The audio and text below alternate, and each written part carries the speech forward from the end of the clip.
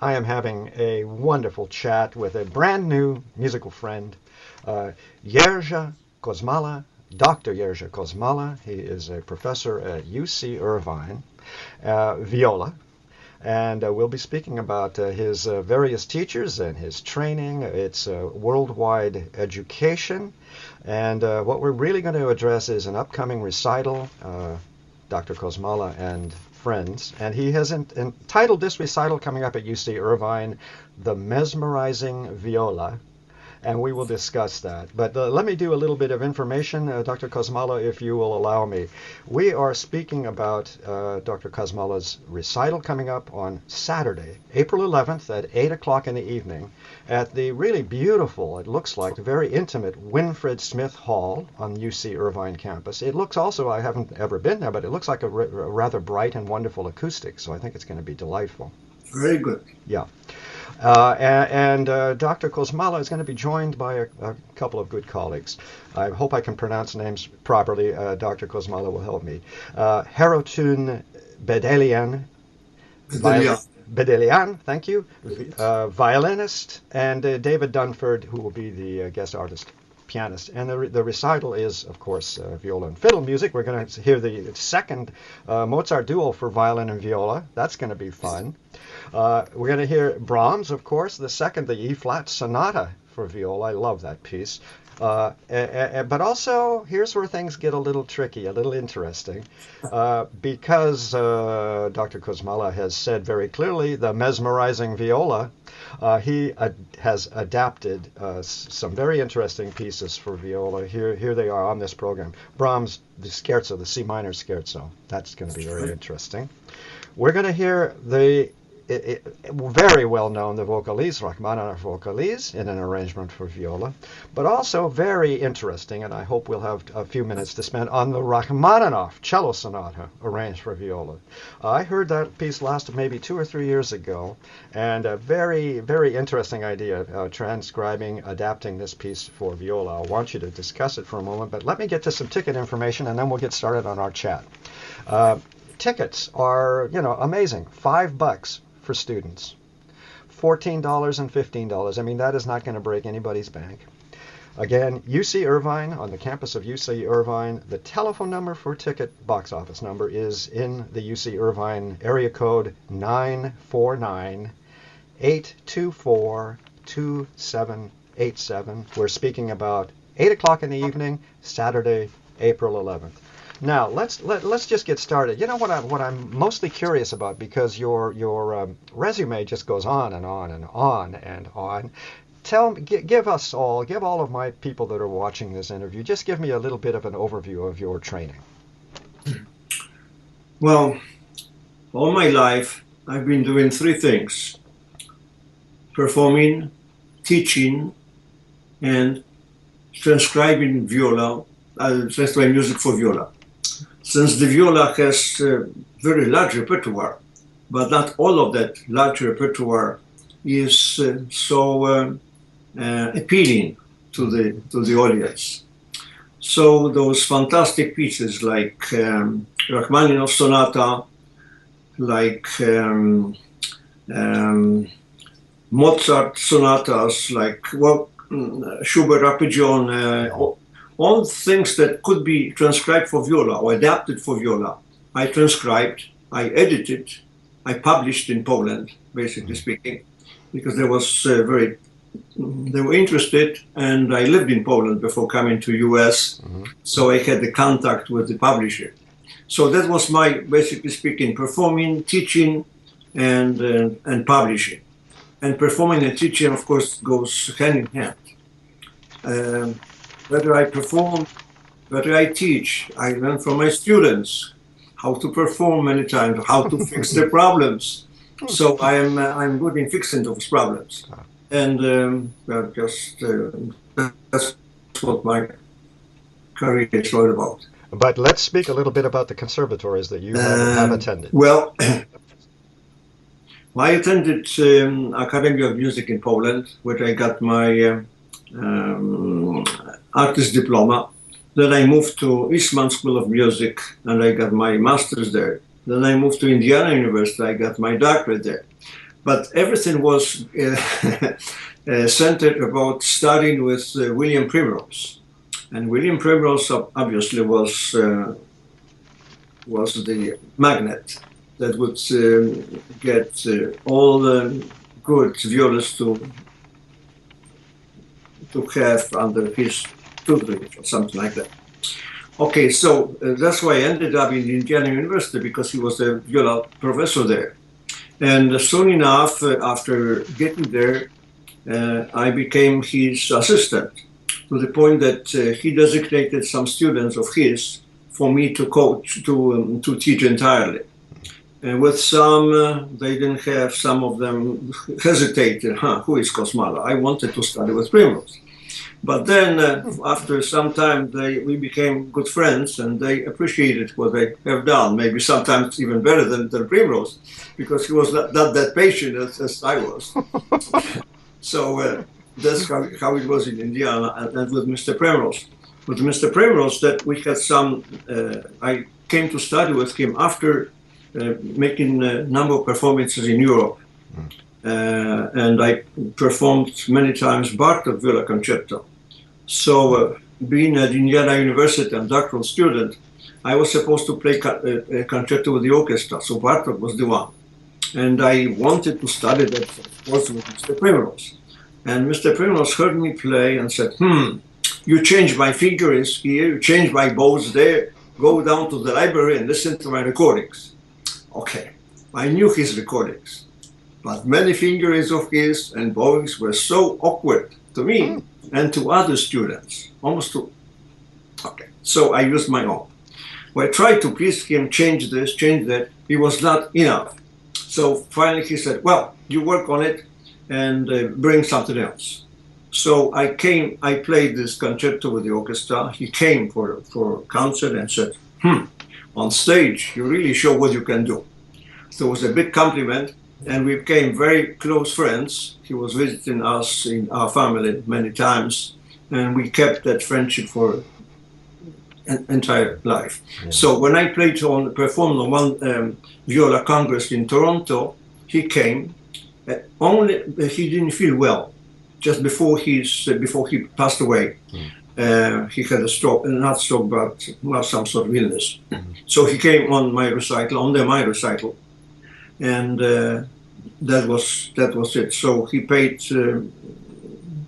Well, he liked to hear me play. Yes, so yes, quite a tribute, really. What you have just described.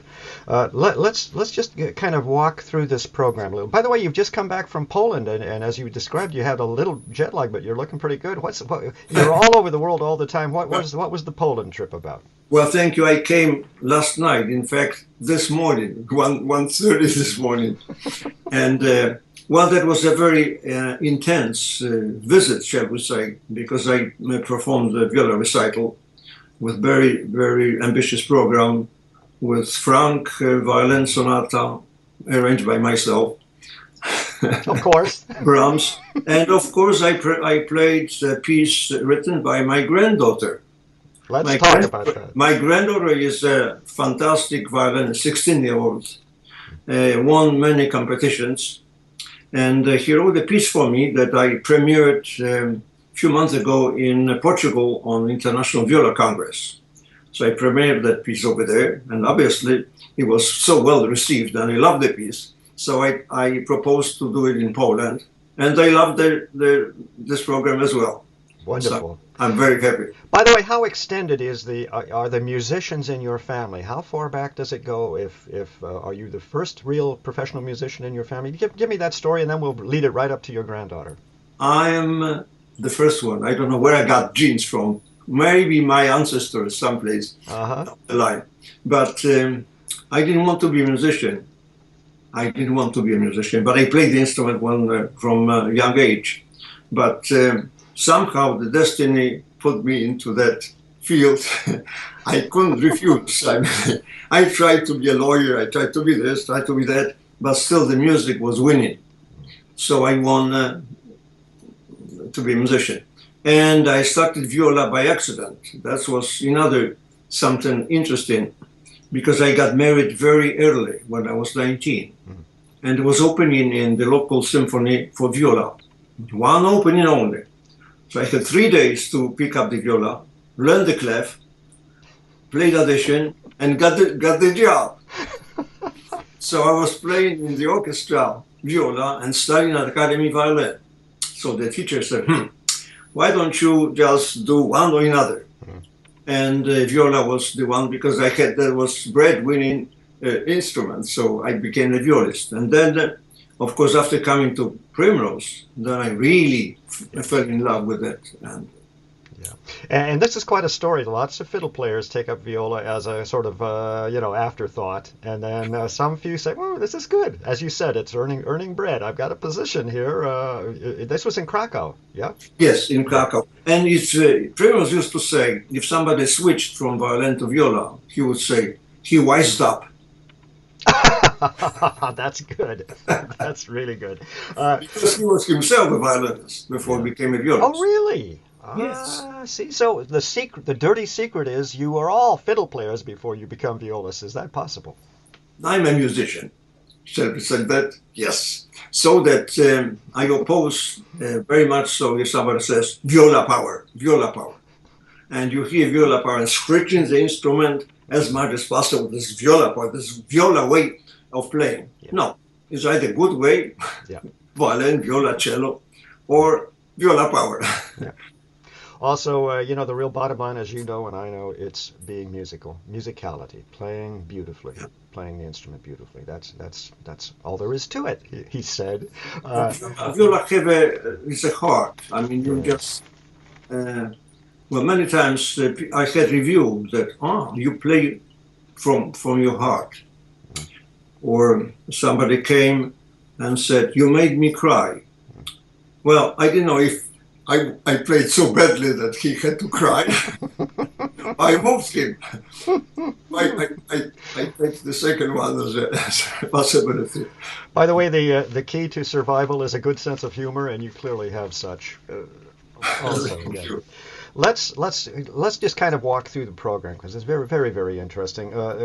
Let's start with the real Brahms, the number 2, the E flat sonata for viola. It's such a gorgeous work. How many times have you played this sonata in your life, do you think?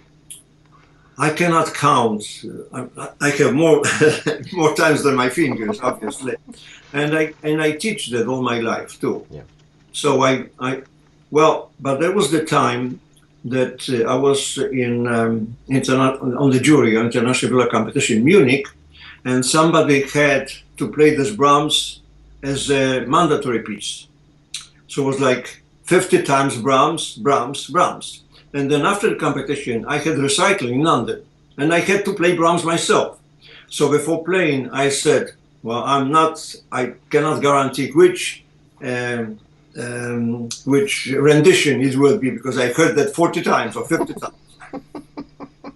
So, and how does it feel? I know that, we all know that we grow and grow and grow as musicians as our lives go on.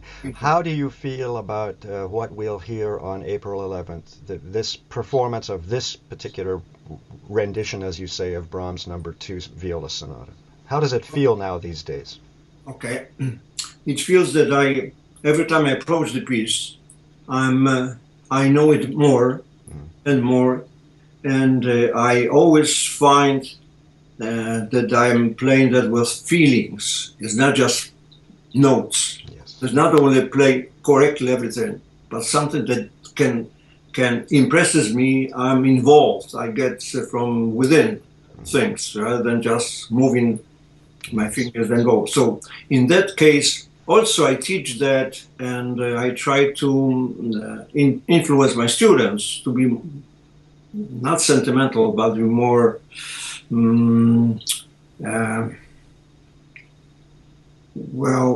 more musical, more with feelings. Yes.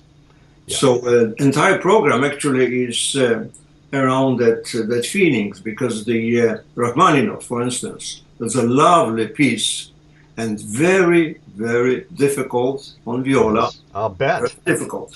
Because especially because of the balance between viola and piano. Yes, yeah. The piano is absolutely written by Rachmaninoff. It's almost like a piano concerto. So the viola has hard time to get through. Yeah. But my partner is such that he's, well, first of all, Mr. Dunford, he's an excellent pianist, and he listens very carefully. I said, well, we will work it out. That's fine. A very good collaborator, as I really But a believe. fantastic piece. And of course, melancholic and sentimental and whatever you have. By the way, that could be Brahms. I mean, your program is really late romantic. It's these That's, are well, I love romantic music. I play all of music, but romantic music, I have lots of things to say. So yeah.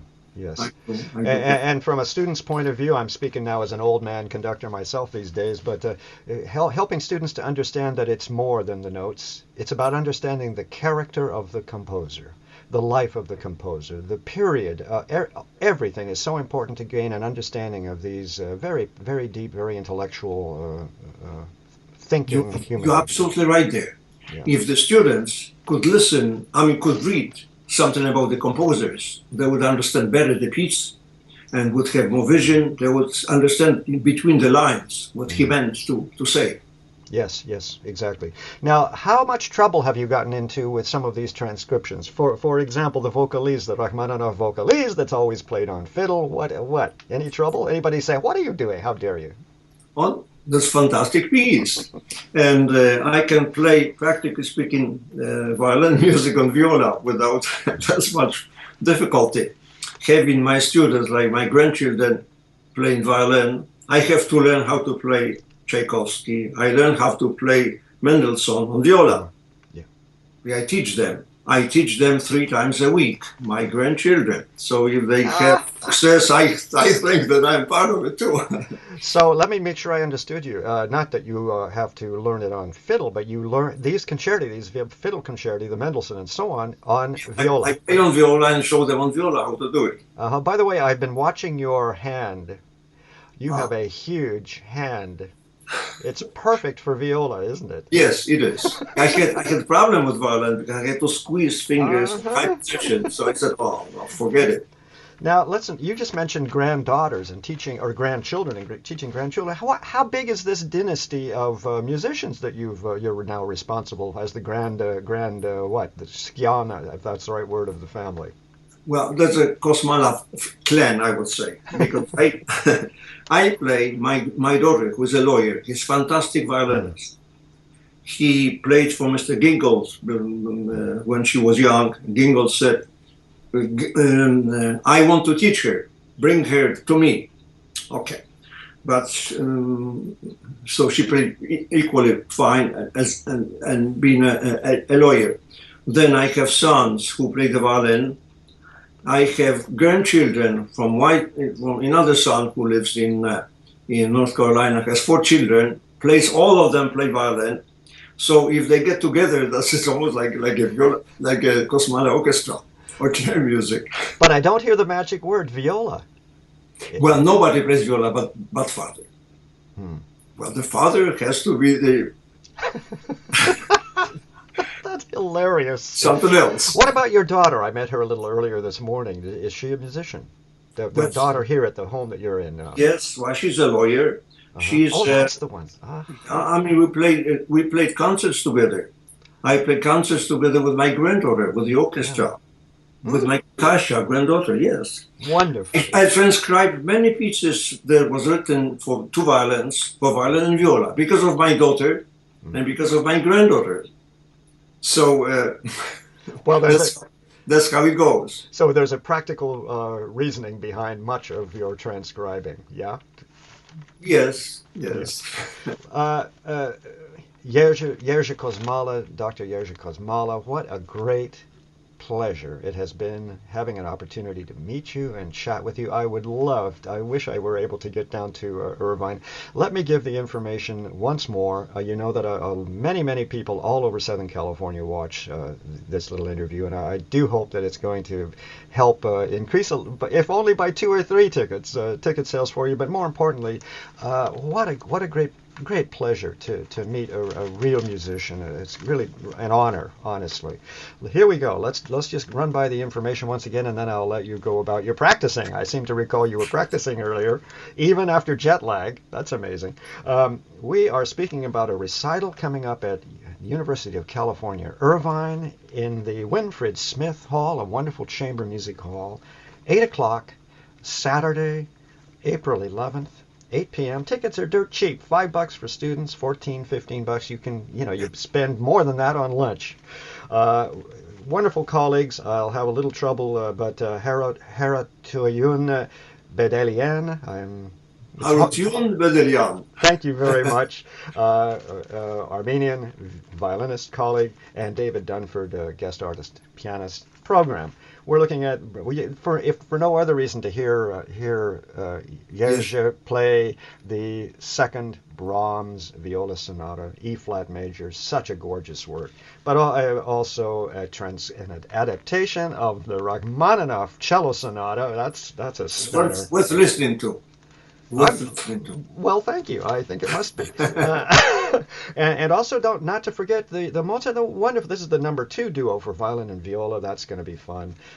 We've got what else have I missed? The Scherzo in C minor, an adaptation for viola. In original form, yes, my adaptation. Yep, yeah, absolutely. Who else? You wouldn't allow anyone else. Well, some encores if necessary.